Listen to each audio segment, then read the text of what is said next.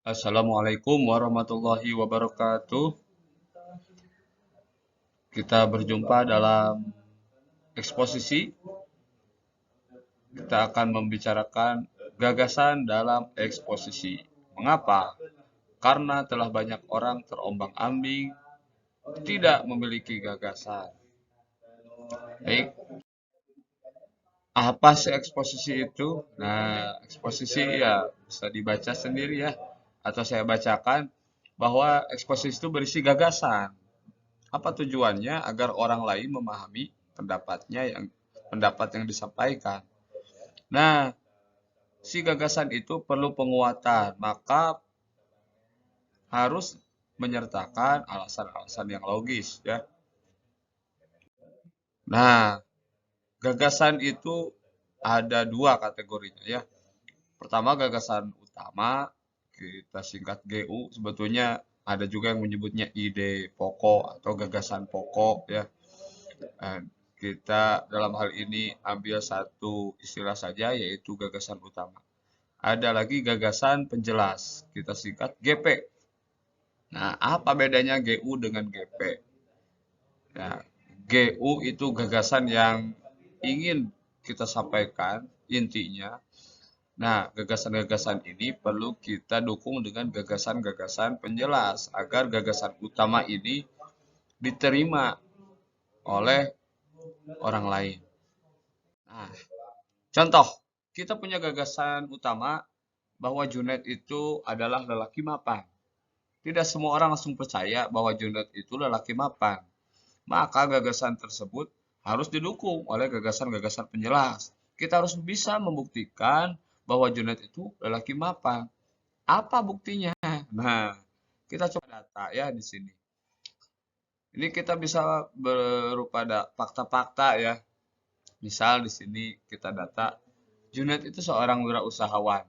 Nah, mendukung tidak bahwa Junaid itu mapan kalau wirausahawan? Oh iya, ya, berarti ini bisa nih masuk. Terus Junaid selalu berpakaian rapi dan necis. Wah, kayaknya mapan nih, orang mapan nih, pakainya rapi, necis. Terus berikutnya apa lagi? Junaid berwajah kumal dan lusuh. Hah? Nah, kok wajahnya kumal dan lusuh ya? Kayaknya tidak mendukung. Kalau si Junaid itu pria mapan ya, kalau seperti ini. Maka kita silang ya. Berikutnya Junaid memiliki rumah mewah dengan satu istri. Ah, ini kayaknya mapan nih. Junaid rutin berkurban sapi setiap Idul Adha. Wah, ini hanya orang-orang mapan yang bisa ya. Yang niat terutama. Ya, kalau niat itu dimapankan, dimampukan. DSB, waduh, dan saya bingung ya. Bisa dicari yang lain ya. Kita lanjut lagi. Tidak hanya berupa fakta-fakta, bisa juga kita menyertakan bukti yang lain yaitu pernyataan ahli. Disebut ahli di sini maksudnya dia memang tahu persis ya. Kayak bukan berarti ahli itu harus profesor, harus S2, S3 begitu. Tidak ya. Tapi dia itu tahu gitu. Dia kan ahli waris ya, ahli apalagi itu kan memang tahu gitu. Nah, misalnya ini ada pernyataan bahwa selama menjalin rumah tangga bersama Abang Junet, saya tidak pernah dibawa menderita, selalu merasa bahagia dan tercukupi lahir batin. Ucap istri Junet, Siti Junaiti. Nah, ini jelas ini ahli keluarga Pak Junet. Maka pernyataannya ini bisa mendukung ya karena langsung pengakuan dari istrinya Junet. Nah, ini bisa kita gabungkan menjadi satu paragraf ya. Gagasan utama tadi bisa kita simpan di awal atau bisa juga di akhir. Jadinya akan seperti ini ya, Junet adalah seorang laki mapan. Ia seorang wirausahawan yang selalu berpakaian rapi dan necis. Junet memiliki rumah mewah dengan satu istri. Nah, selama menjalin rumah tangga bersama Abang Junet, saya tidak pernah dibawa menderita. Selalu merasa bahagia dan tercukupi lahir batin. Ucap istri Junet, Siti Junaiti.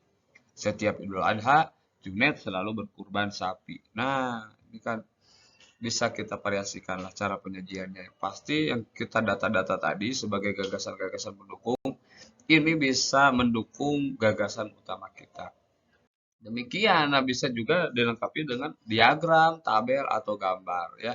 Ini hanya sebagai pelengkap bila diperlukan ya. Eh, mohon maaf ini gambarnya saya ambil dari Google.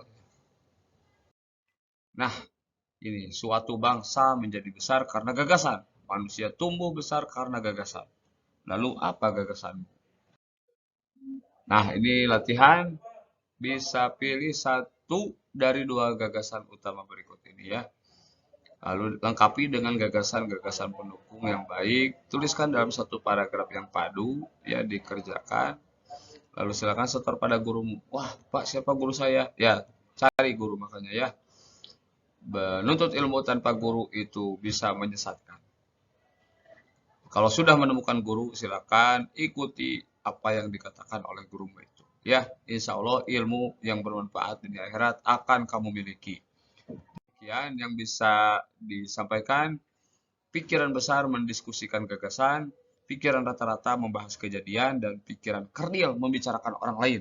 Itu bukan kata saya ya, kata Eleanor Roosevelt. Terima kasih. Assalamualaikum warahmatullahi wabarakatuh.